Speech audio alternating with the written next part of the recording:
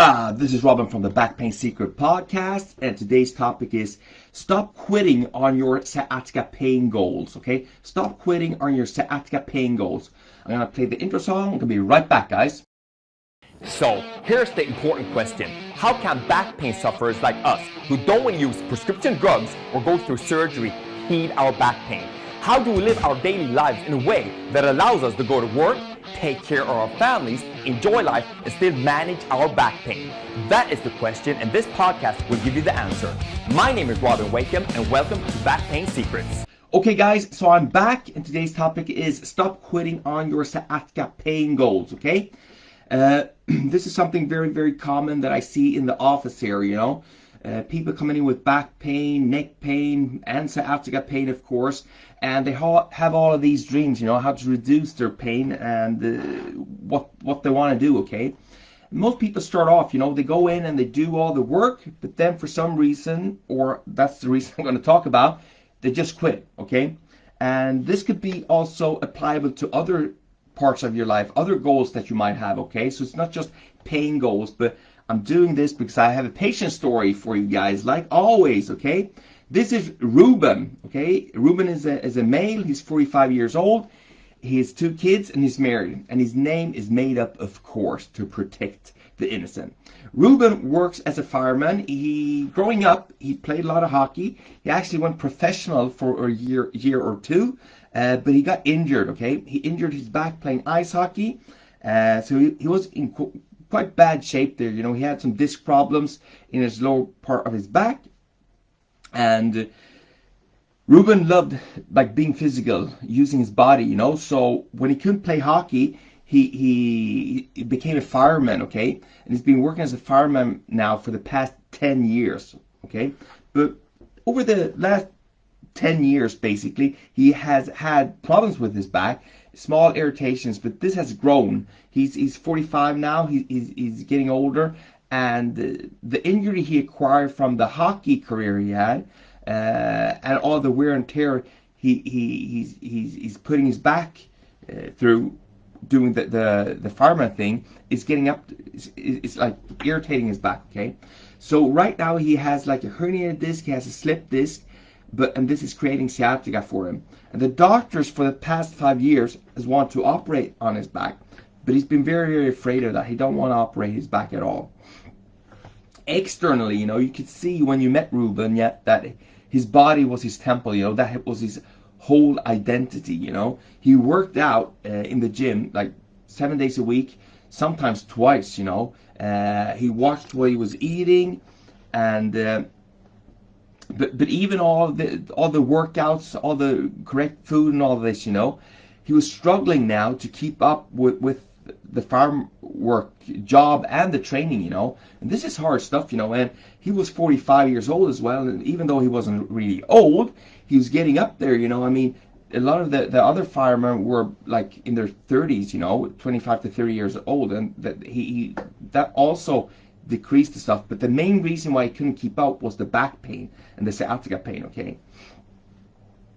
Internally, he was telling me, and as always, it doesn't happen on the first visit in here at the office, you know, it came after a few visits, but he was telling me, you know, that he was scared, he was depressed, and just felt lost, because if he couldn't use his body in the way he used to do, you know, what should he be doing, you know, what kind of work could he be doing, okay? And it all came down to, you know, he grew up, his father was he was in the army, his father, and very, very strict and very, very hard on him, you know. And basically, if you weren't strong, if you weren't like powerful, you were less of a man, you know. And this is something that had followed Ruben all through his life, and one of the reasons why he worked out so much as well, because if he didn't feel like strong and powerful, he felt less of a man, okay, and didn't like that feeling.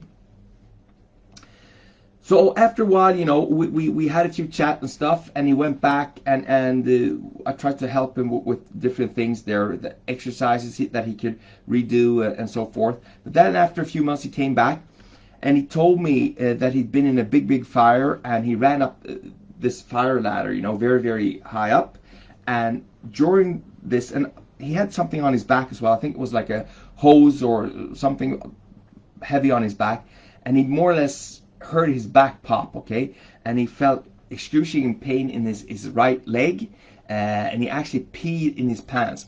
And this is something that can happen quite often when you have a bad case, when you have a ruptured disc or a herniated disc or something like that, because the disc pops, it presses on the nerves or nerve roots that control like the pee and the poo functions in your body, right? And you can't control it anymore.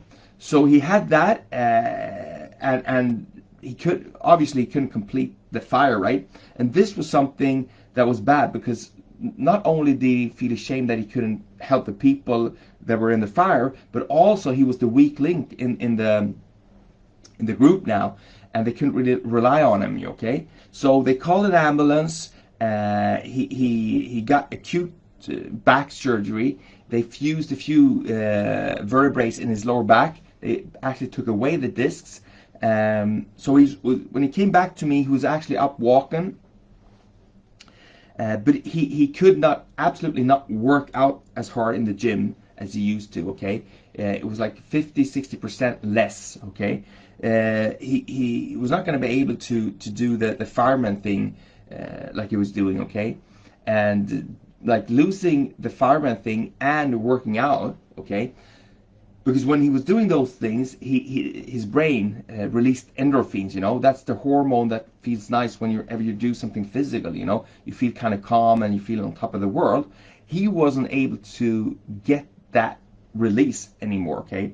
So he started to get very, very depressed about like what he was going to do with his life, what kind of workouts he was doing, you know. And it just felt like he was just very, very depressed and felt lost, you know.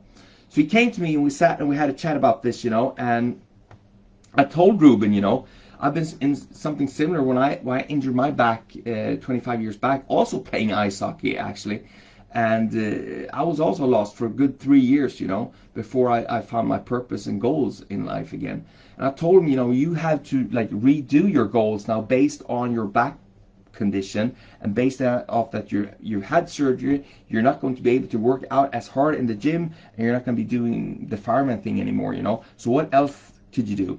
So we had a chat about this, you know, and this is something you might not think you would do when you come to a physiotherapist, you know, but this shit is important, okay? It's even like almost even more important than doing the exercises and stuff, because he needed to restructure his life a bit, okay?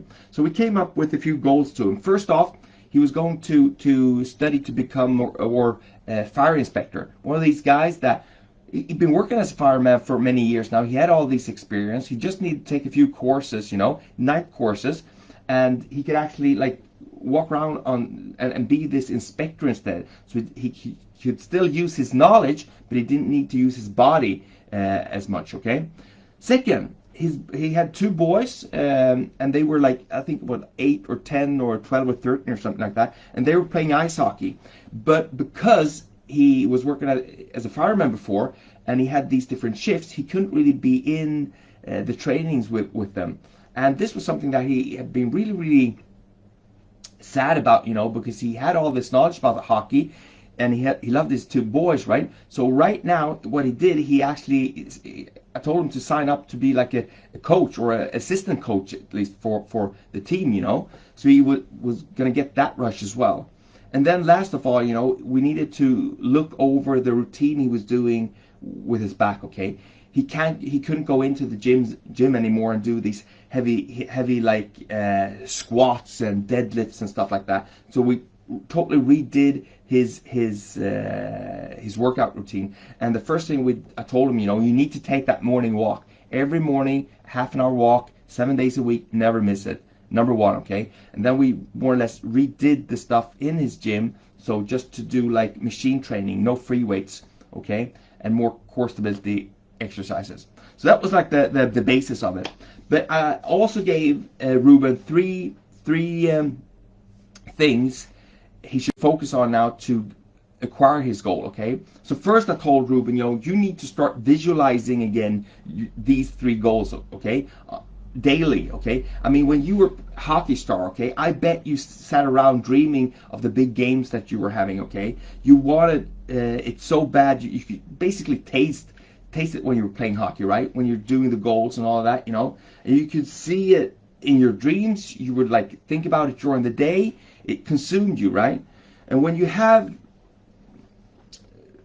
whenever I know this feeling because I was also a hockey player, right? And whenever you met someone or you talked about it was just that dream all the time, and you need to start to have that fire inside of yourself, the fire around the goal, the excitement around your goal in order to acquire them, okay?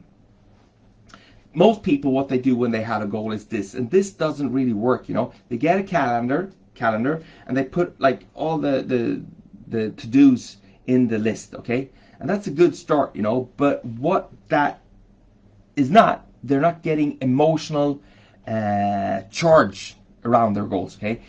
To acquire a goal, you have to get emotional charge, okay? You can't just put stuff down in a to-do list and think it's gonna happen. You have to like dream about it, you have to visualize it, you have to be in it, you just have to basically see that it's already happened for you before you go in, okay? So I told Ruben, start visualizing your goals, okay? And I'm not just telling you to visualize when you achieve the goal. I want you to visualize the struggle, okay?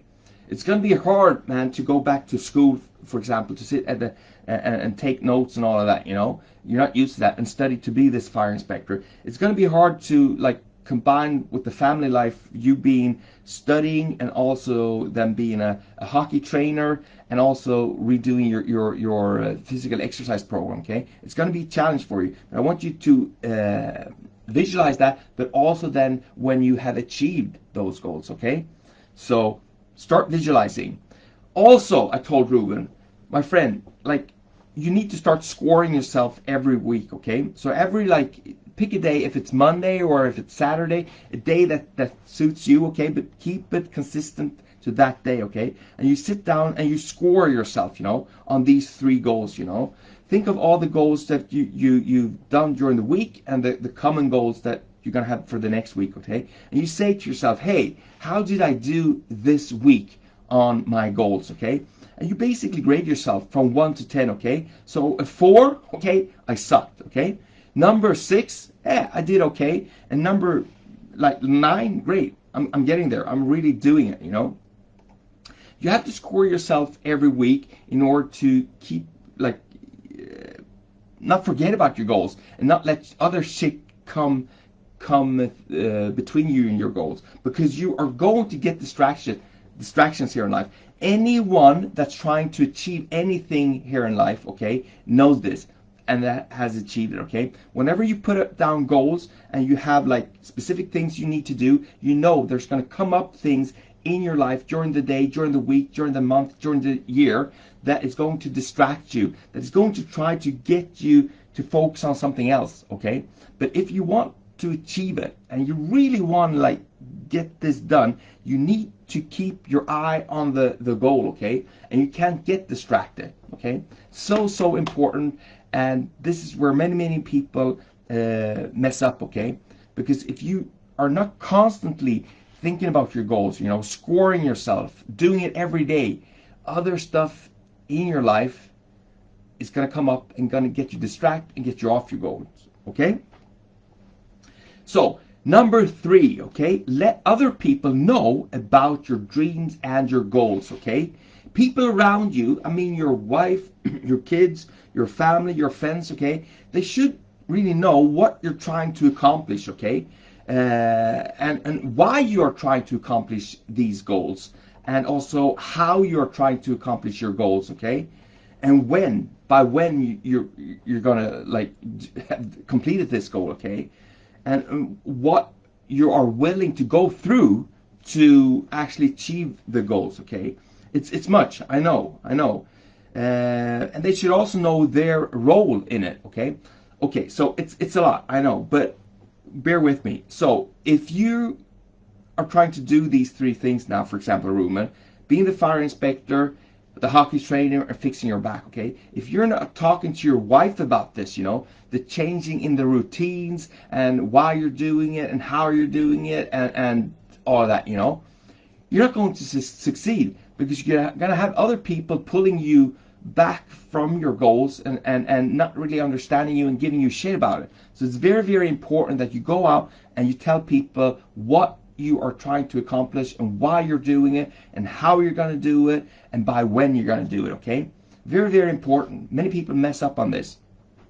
So, for example, okay, if you're, it's January right now, okay, 2021. So a lot of people have a goal to lose weight, okay? I know that, okay? So, for example, you know, get a buddy that you go and you work out with, for example, you know, to keep that motivation up, okay? If you are at work and you want to have like a better position, or you're trying to switch to something, you know, get a coach or a mentor, someone that you can actually talk about this, how the strategies you need to do in order for you to succeed, okay?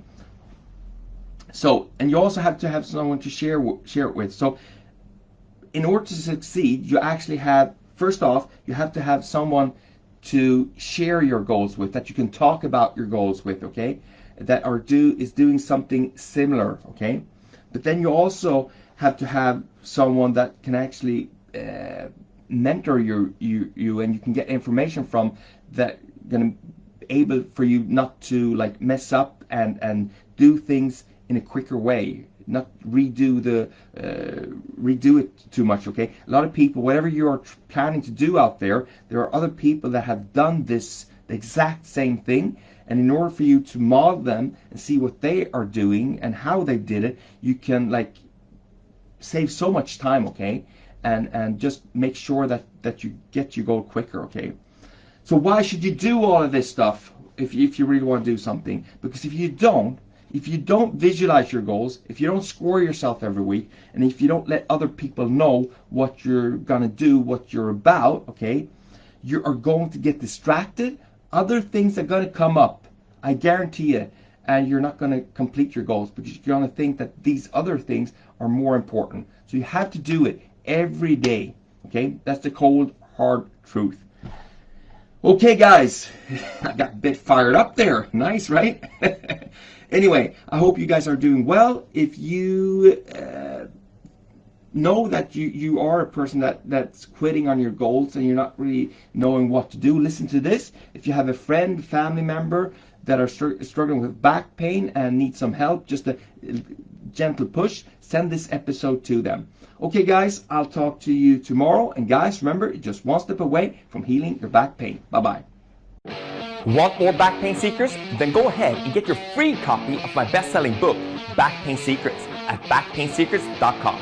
Inside this book, you will find my top secrets to healing your back pain without prescription drugs or surgery that have helped thousands of other people just like you.